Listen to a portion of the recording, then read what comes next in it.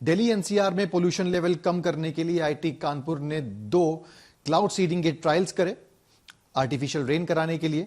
हालांकि बारिश तो नहीं हुई, लेकिन क्या इस पूरे प्रोसेस से हासिल हुआ, इस पर ज्यादा बात करने के लिए हमारे साथ मौजूद हैं आईआईटी कानपुर के डायरेक्टर प्रोफेसर मनेंद्र अग्रवाल।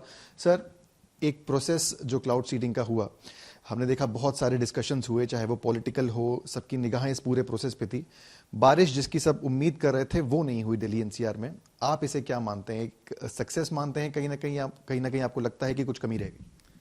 नहीं, कमी तो मैं नहीं कहूँगा कम, क्योंकि मॉइस्चर कंटेंट आज क्लाउड्स में कम था, तो 15% के आसपास, तो संभावना इसकी वजह से पानी बरसने की ज़्यादा नहीं थी। लेकिन मैं फिर भी कहूँगा कि आज का हमारा पूरा प्रोसेस ने हमको बहुत यूज़फुल इन्फॉर्मेशन दी है, क्योंकि दिल्ली में हमने 15 अलग अलग जगहों पे इसका मेजरमेंट सेटअप लगाया था, और इससे हमें पता चला कि जो हमने 14 फ्लेयर्स करीब फायर किए, करीब 300 स्क्वायर किलोमीटर एरिया में सीडिंग करी, और इसकी वजह से PM 2.5 और PM 10 का परसेंटेज कंटेंट 6 से 10% कम हुआ, जो कि बहुत अधिक नहीं है, लेकिन फिर भी ये बताता है कि क्लाउड सीडिंग जो हमने करी, बहुत कम मॉइस्चर कंटेंट था बादलों में, फिर भी उसका कुछ असर ज़मीन पे भी निकल के आया। सर, 2.5 PM 2.5 और PM 10 ये लेवल पोल्यूशन कहीं ना कहीं डिफाइन करते हैं, डस्ट पार्टिकल्स हैं, कम होता है तो पोल्यूशन लेवल भी डाउन होता है। तो कहीं ना कहीं आप बता रहे हैं कि आपकी रिपोर्ट में पोल्यूशन लेवल कम हुआ, बट बारिश नहीं हुई, उसके बाद भी पोल्यूशन लेवल कम हुआ। ये कैसे हुआ, क्या टेक्निकलिटीज हैं? तो इसके लिए हमें जानना होगा कि क्लाउड सीडिंग से होता क्या है। जब क्लाउड सीडिंग से हम बहुत छोटे छोटे पार्टिकल्स बादलों में डालते हैं, तो हर एक पार्टिकल के चारों तरफ पानी कंडेंस करने लगता है, और जब अधिक मात्रा में कंडेंस करता है तो ग्रेविटी की वजह से पानी की बूंद बन के नीचे गिरता है। कितनी बूंदें इस प्रकार की बनेंगी ये निर्भर करता है कितना वाटर मॉइस्चर कंटेंट है उस समय बादल में। यदि अधिक मॉइस्चर कंटेंट है तो बहुत सारी बूंदें बनेंगी, उसमें जो गिरेंगी उसमें कुछ हवा में ही रह जाएंगी और कुछ ज़मीन पे पहुंच जाएंगी, जिससे कि हमें आभास होगा कि पानी बरस रहा है। लेकिन जब बूंदें कम हैं और जब वो गिरती हैं तो वो लगभग सभी हवा में ही रह जाती हैं, नीचे ज़मीन पे नहीं आती।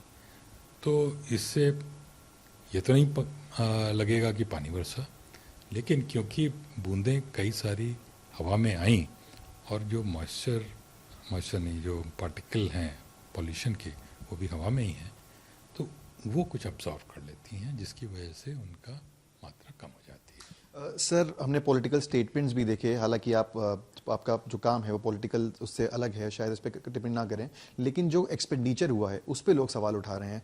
जो अपोजिशन पार्टीज हैं उनका कहना है कि एक्सपेंडिचर तो बहुत सारा हो गया लेकिन बारिश नहीं हुई। इसको कैसे रिस्पॉन्ड करें?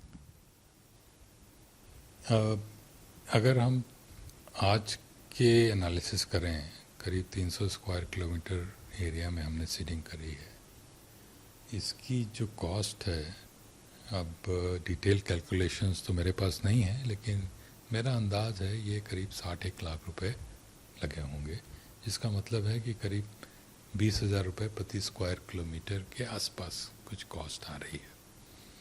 और यदि हम मान लेते हैं कि 1,000 स्क्वायर किलोमीटर हम सीडिंग कर रहे हैं एक बार में, और दिल्ली में पूरे विंटर सीज़न करते हैं जिसमें कि 4 महीने हैं और 10 दिन में एक बार हमें क्लाउड कवर मिलता है, तो सब मिला के मोटा मोटा 30-40 करोड़ रुपए की टोटल इसकी कॉस्ट आती है।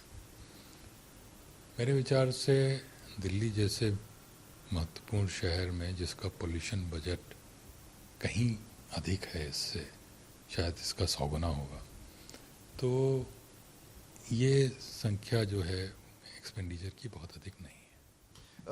क्या ये एक शॉर्ट टर्म प्रोसेस है या फिर एक लॉन्ग टर्म है? इसके फायदे हम, क्योंकि जो दिल्ली गवर्नमेंट है वो इसे लॉन्ग टर्म प्लानिंग के तहत देख रही है, उनका कहना है कि इससे हम जो है लॉन्ग टर्म में पोल्यूशन कंट्रोल कर सकते हैं। देखिए, यह अगर रियली लॉन्ग टर्म की बात करें तो मैं ये चाहूँगा कि रियली लॉन्ग टर्म में क्लाउड सीडिंग की आवश्यकता ही ना पड़े। हम मिलके जो पोल्यूशन के सोर्सेज हैं उन्हीं पे कंट्रोल कर लें जिससे पोल्यूशन हो ही ना। अब जब पोल्यूशन नहीं होगा तो क्लाउड सीडिंग की आवश्यकता नहीं होगी। लेकिन जब तक वो नहीं होता और हमारी स्थिति ऐसी आ जाती है कि पोल्यूशन है अधिक मात्रा में और कुछ करने की आवश्यकता है जिससे कि पोल्यूशन कम हो, तो क्लाउड सीडिंग एक टूल की तरह से उपलब्ध है और जिसका हम प्रयोग कर सकते हैं। सर, आपने कहीं मेंशन किया कि जो आपका एक्सपेंडिचर है वो क्योंकि कानपुर से फ्लाइट टेक ऑफ कर रही है तो फिक्स कॉस्ट जो है वो कहीं ना कहीं ज़्यादा है। क्या आने वाले समय में एक सेटअप ऐसा, क्योंकि रेगुलर अगर ये प्रोसेस होता है, तो क्या दिल्ली एनसीआर में स्टेशन करके कुछ ऐसा सेटअप हो सकता है जिससे कॉस्ट डाउन हो जाएगी? बिल्कुल, हम यही प्रयास कर रहे हैं कि दिल्ली के आसपास हमें किसी एयरपोर्ट में ये सुविधा मिल जाए कि हम अपना एयरक्राफ्ट वहाँ पार्क कर सकें लंबे समय के लिए, और फिर जब वहाँ से हम उड़ान करेंगे तो फ्यूल कॉस्ट काफ़ी कम हो जाएगी। सर, दिल्ली मिनिस्टर सिरसा ने बात करते हुए बताया कि 10-15% जो मॉइस्चर है काफ़ी लो होता है। हालांकि ये पहले से चीज़ें पता थी, बट आईटी कानपुर बहुत ज़्यादा कॉन्फिडेंट था कि ये जो पूरा प्रोसेस है वो हो जाएगा। क्या कहीं ना कहीं मिस्टेक हुई ये डेज फाइनलाइज करने के लिए, या फिर इसके पीछे कोई स्ट्रैटेजी थी आप लोगों की? नहीं, कोई इसमें मिस्टेक नहीं है। हम उन्होंने सही कहा कि हम चाहते थे कि कम मॉइस्चर कंटेंट है फिर भी हम सीडिंग करें, क्योंकि जैसे अभी मैंने डिटेल में बताया कि इससे हमें बहुत अच्छा डेटा मिला है, जिससे हमारी एक समझ बढ़ी है कि आज से पहले कभी भी पोल्यूशन को हटाने के लिए विंटर्स के महीने में क्लाउड सीडिंग का उपयोग नहीं हुआ, तो कोई भी डेटा इसके बारे में उपलब्ध नहीं है। अब जो हम सीडिंग कर रहे हैं, इससे हम डेटा जो कलेक्ट कर रहे हैं ये हमारे आगे की स्ट्रैटेजी के लिए फ़ायदा करेगा। आज फिर से प्रोसेस होना है। जो आपका एयरक्राफ्ट है वो मेरठ में स्टेशन है। कितने राउंड्स, कितने सॉर्टीज जो है वो क्लाउड सीडिंग प्रोसेस रहेगा, और क्या टारगेट अचीव करने का आपका एक्सपेक्टेशन है आज? आज 2 सॉर्टीज और हम प्रयास कर रहे हैं करने का। आज अभी तक जो जानकारी है उसके हिसाब से मॉइस्चर कंटेंट थोड़ा अधिक होगा क्लाउड्स में, तो हम आशा करते हैं कि और अच्छा परिणाम निकलेगा आज।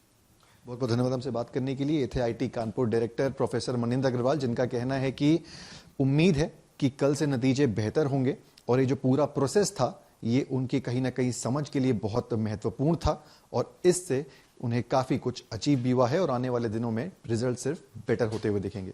वीडियो जर्नलिस्ट शुभम शुक्ला के साथ सिमर चावला, कानपुर, आज तक। गर्मियों की छुट्टी होने वाली थी, मेरे पापा आने वाले थे, तो हम लोग सभी खुश थे। तो मैं एक बेड पे चढ़ के डांस कर रहा था, लेकिन वो पहले ही आ गए। फ्रीज। तो मैं उस समय तो कंटिन्यू नहीं कर सकता था ना, तो फ्रीज फ्रेम टाइप का हो गया। कसम पैदा कर